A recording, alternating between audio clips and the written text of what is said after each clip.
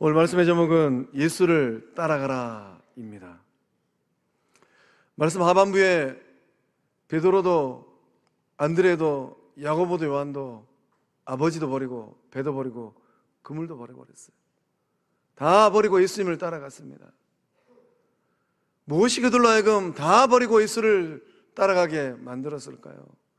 예수님이 전하신 이 복음의 능력이 어떤 능력일까요?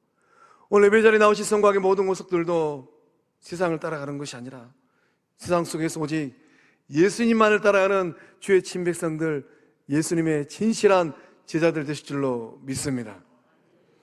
예수님께서 광야에서 사탄과의 영적 전쟁을 마치시고 승리하시고 갈릴리로 돌아오셨습니다. 어떤 모습이셨을까요? 40일을 금식하셨어요. 좀 더 직설적으로 말씀드리면 예수님의 몰골은 어떤 몰골이었겠습니까? 앙상 마른 가지처럼 그렇게 메마른 몸으로 갈릴리로 돌아오셨을 것 같습니다. 갈릴리로 돌아오신 예수님께서 공생애를 시작하셨어요. 이 공생애라는 말의 의미가 무엇입니까? 사적인 삶을 뒤로하고 공적인 삶을 시작한다는 거예요. 우리가 믿음 생활하다 보면 영적 공동체에서 직분을 받다 보면 목사로 살고 장로로 살고 안수집사로 살고 권사로 살고 또 직분자로 집사로 살고 영적 공동체에 믿음 생활하다 보면 그 삶의 못해도 70%는 사적인 삶이 아니라 공적인 삶에 노출됩니다. 또 사회생활 하다 보면 내 주변에 있는 많은 지인들이 나의 삶을 알아요. 아무개가 예수를 믿는 사람인지 안 믿는 사람인지. 그 공적인 삶을 어떻게 살고 계실까요? 예수님의 이 공적인 삶의 첫 발자취는 어떤 모습입니까? 사업을 하거나 결혼 대상자를 찾거나. 예수님도 30살에 미혼이셨어요. 재물을 모으는 일을 하지 않으셨어요. 예수님의 공생애의 첫 발자국은 복음을 전파하는 하나님의 일로 시작하셨습니다. 이 복음을 전파하는 삶에 우리 주님은 사력을 다하셨어요. 예수님의 남은 생애를 송두리째 복음 전파하는 이 거룩한 일에 투자하셨습니다. 오늘 예배자리에 나오신 우리 성도님들은 남은 삶을 여러분이 소유하고 있는 물질과 여러분의 삶의 에너지를 어디에다 쓰실 계획이실까요? 예수님처럼 복음을 전파하는 삶에 헌신하는 예수 그리스도의 참된 제자들 다 되실 줄로 믿습니다. 이 마가복음의 시작과 끝은 무엇으로 시작해서 무엇으로 끝맺음을 하겠습니까? 마가복음은 복음 전파로 시작해서 복음 전파로 끝을 맺습니다. 이게 대체 무슨 말일까요? 성육신하신 예수님의 이 공생의 시작도 복음 전파였습니다. 그 끝도 복음 전파였어요. 오늘 읽은 1장 15절의 말씀도 하나님의 복음을 전파하여 라고 기록되어 있습니다.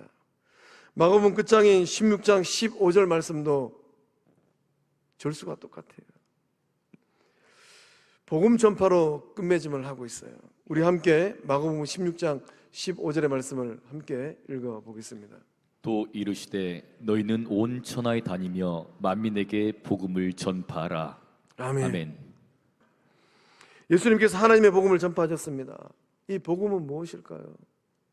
복음은 기쁜 소식입니다. 복음은 진리의 기쁜 소식, 소망의 기쁜 소식, 평화의 기쁜 소식, 영생의 기쁜 소식, 구원의 기쁜 소식이에요. 어떤 의미겠습니까? 복음을 통하여서 진리 되시는 하나님을 알게 된 거예요.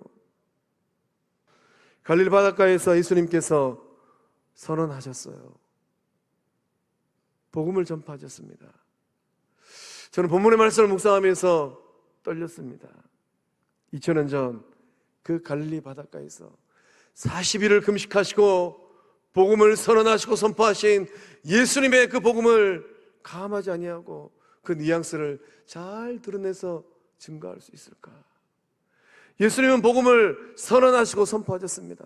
예수님께서 갈릴리 바닷가에서 협상하지 않으셨어요. 복음을 가지고 말다툼하지 않으셨습니다. 우리가 믿음의 길을 걸어가면서 전도 여정을 걸어갈 때 말다툼하지 마세요. 선언하시고 선포하세요. 누군가가 딴지를 걸어오면 아직 때가 아닌가 보구나. 지나가세요. 하나님께서 예정하시고 주님께서 택정하신 그 영혼들은 복음이 선포되는 그 현장에서 회개하고 돌아서는 구원 백성들 되실 줄로 믿습니다.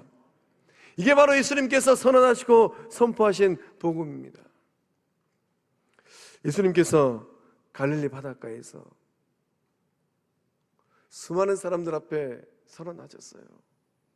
베드로도 듣고 안드레도 듣고 야고보도 듣고 요한도 들었습니다. 그 외에 수많은 사람들도 들었을 것 같아요. 그 복음의 내용은 무엇이겠습니까? 어떤 복음의 내용이었길래 아버지도 버리고 그물도 버리고 배도 버리고 예수를 따랐을까요? 우리 15절의 말씀 함께 읽어보겠습니다. 이르시되 때가 찼고 하나님의 나라가 가까이 왔으니 회개하고 복음을 믿으라 하시더라. 아멘. 때가 찼고 하나님의 나라가 가까이 왔으니 회개하고 복음을 믿으라. 예수님은 뭘 전하셨습니까? 우리 주님은 때가 찼다라고 말씀하셨어요. 예수님께서 때를 강조하셨습니다. 때는 시간입니다. 본문의 말씀에 기록된 이 때는 카이로스의 시간이에요. 성경 안에는 두 종류의 시간이 존재합니다. 크로노스의 시간과 카이로스의 시간입니다.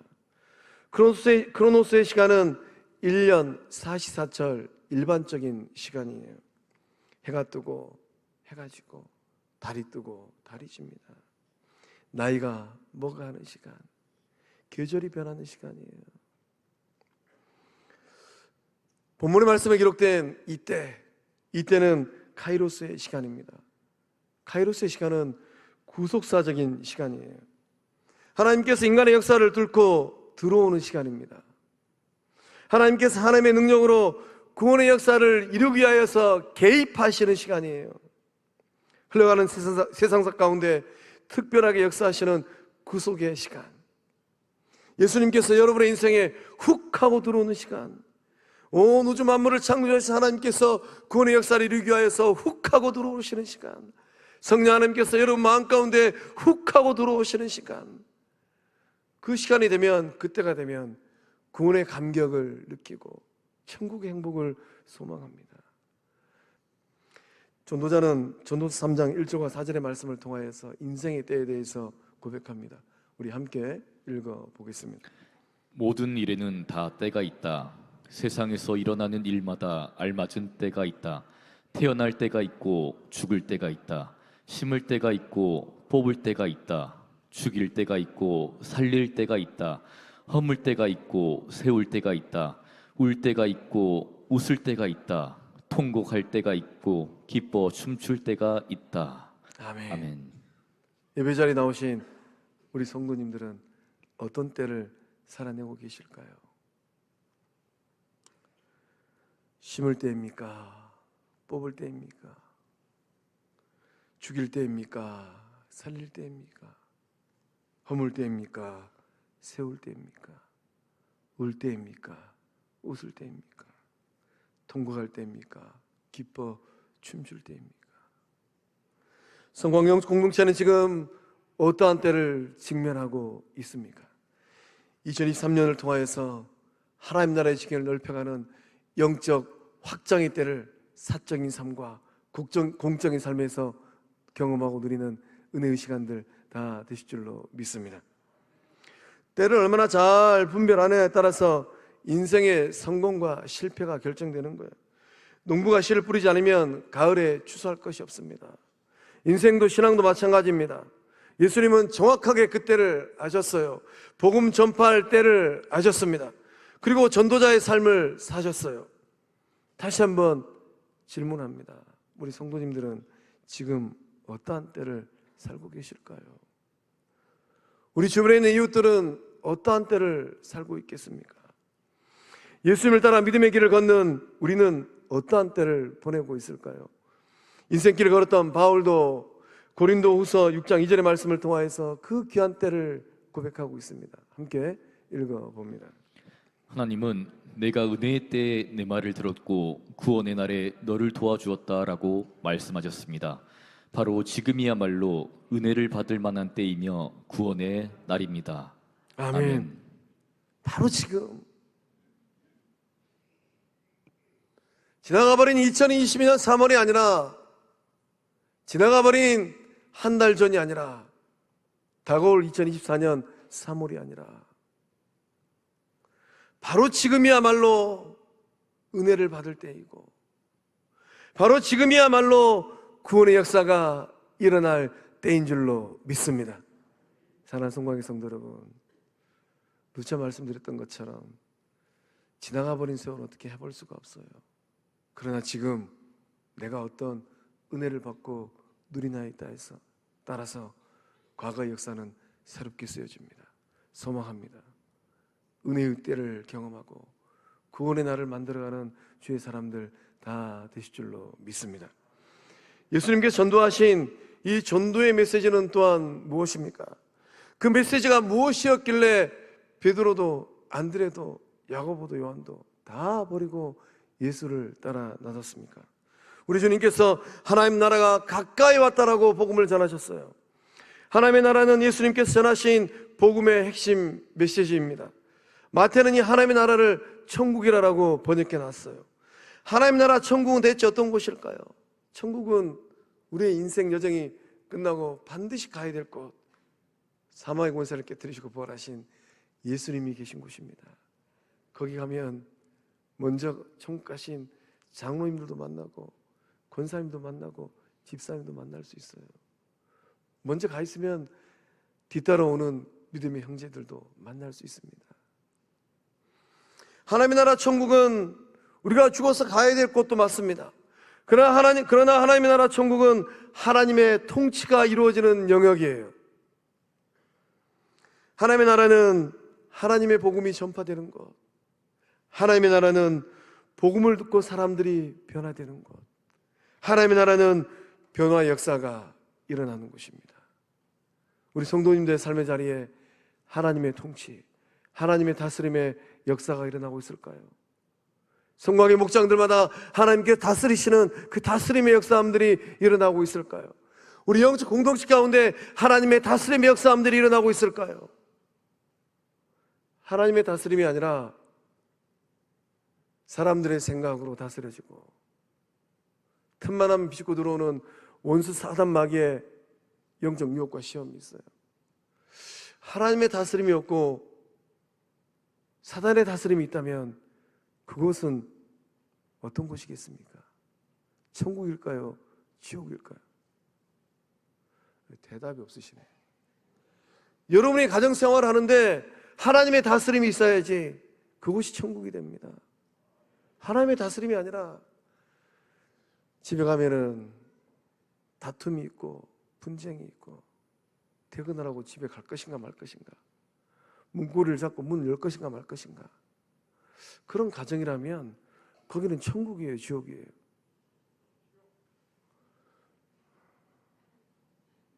몇몇 분은 경험해 보셨는가 봐요. 소망합니다. 하나님의 다스림이, 하나님의 통치의 역사가 일어나는 천국과 같은 주의 백성들의 삶이 다 되실 줄로 믿습니다.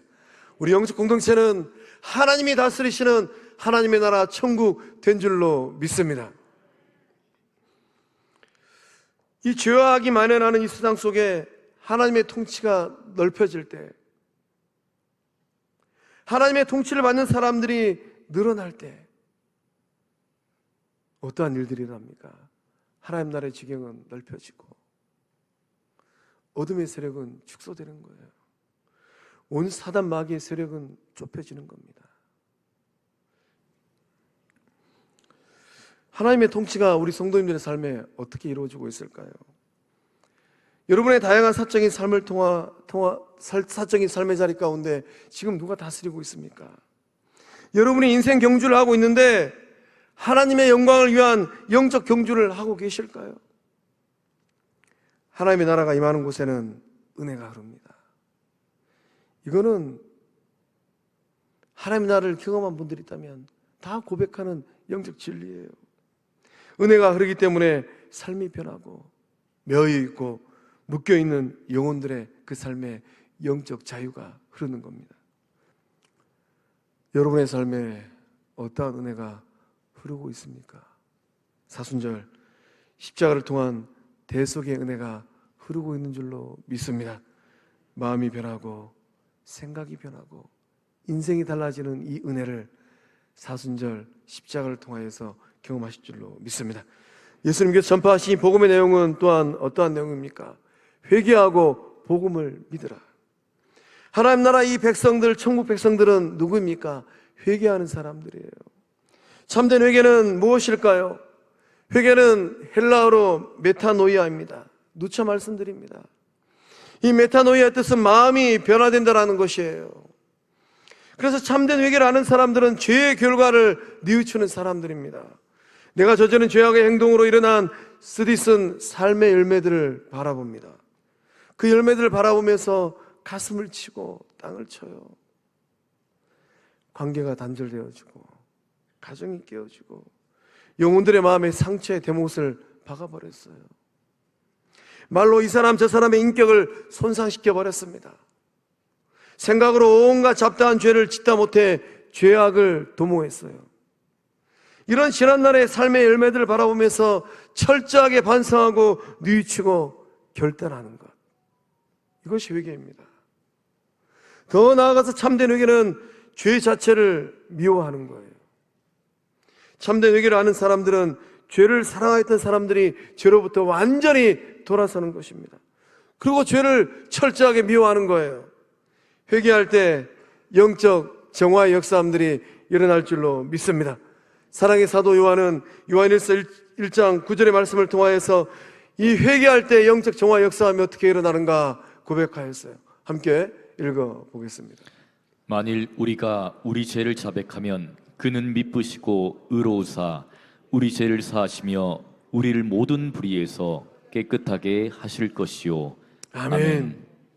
우리의 죄를 자백할 때 목사도 죄를 자백하고 장로도 죄를 자백하고 안수집사 권사도 성도들도 죄를 자백해야 돼요. 죄를 회개하고 돌아설 때 말씀의 기록처럼 우리의 죄를 사하시며 우리를 모든 불의에서 깨끗하게 하실 것이라. 영적 정화의 역사함들이 일어나게 될 줄로 믿습니다.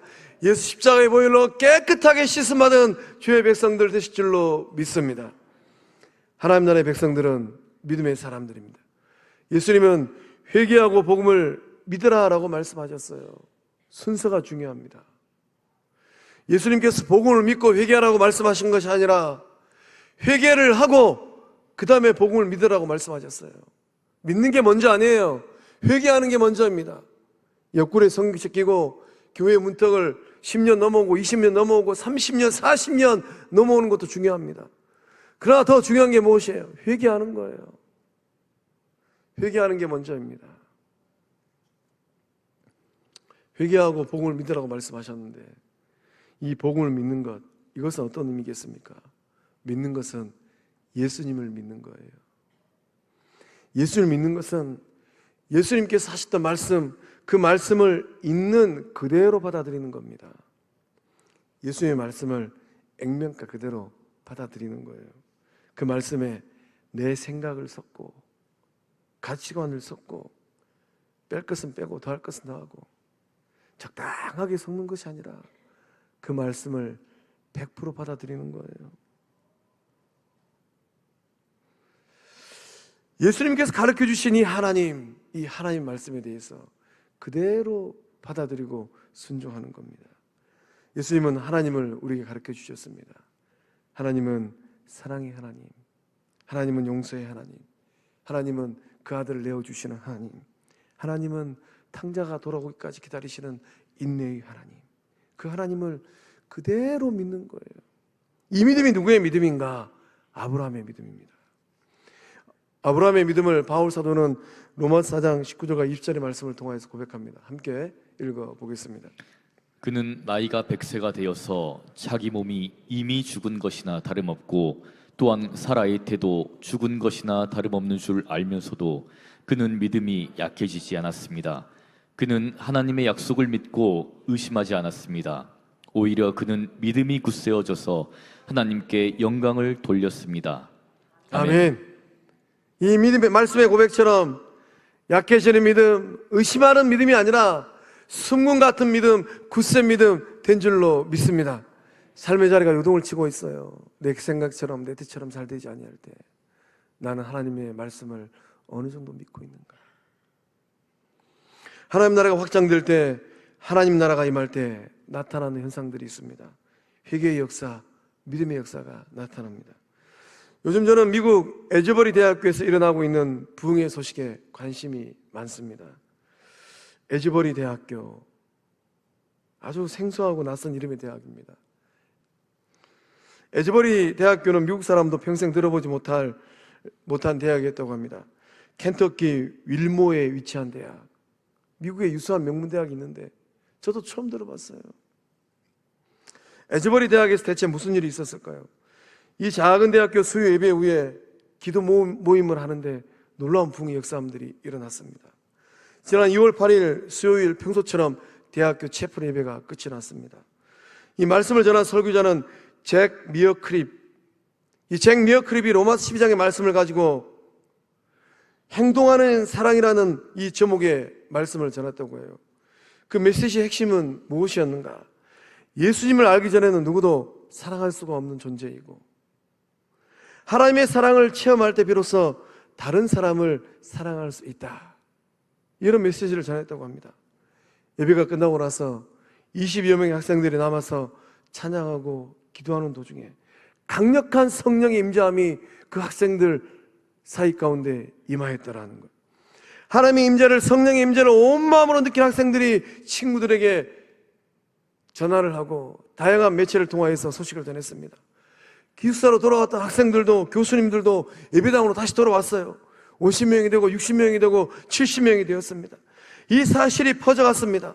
지역에 있는 목사님들도 성도님들도 이 채플로 모여들기 시작했어요. 마침내는 SNS를 통하여서, 온라인을 통하여서 미국 각지에 있는 사람들이 이 소식을, 성령의 임재 소식을 접하게 되었습니다. 수많은 사람들이 몰려들었어요. 심지어 해외에 있는 믿음의 사람들로 이 현장에 동참하기 위해서 비행기 타고 날아갔다고 합니다. 인구 6천 명이 모여 사는 작은 마을이에요. 이 작은 마을에 수만 명이 운집하였다고 합니다. 24시간 예배하고 24시간 찬양하고 기도하고 약 2주 동안에 312시간 동안에 이 은혜의 역사함이 지속되었다고 합니다. 예배당에 들어가지 못한 사람들, 그들은 길거리에서 찬양하고 예배하고 회개했다고 해요. 놀라운 점은 예배를 인도하는 사람이 없음에도 불구하고 회개의 강력한 역사함들이 일어났다고 합니다. 수많은 사람들이 치유를 받고 귀신이 쫓겨나가고 성령의 역사함들이 일어났다라는 거예요. 회개할 때 이 놀라운 생명의 역사함들 일어날 줄로 믿습니다. 하나님의 나라가 임하는 곳곳마다 회개의 역사가 일어나고 성령의 역사가 일어나고 믿음의 역사가 일어날 줄로 믿습니다. 사랑하는 성광의 성도 여러분, 예수님은 복음을 전하셨어요. 때가 찼고 하나님의 나라가 가까이 왔으니 회개하고 복음을 믿으라. 하나님 나라를 선포하셨습니다. 이 복음을 받아들인 주의 백성들이 모여서 예배하고 기도하고 찬송할 때 회개의 역사가 일어나고 믿음의 역사가 일어나고 영적 부흥의 역사함들이 일어날 줄로 믿습니다.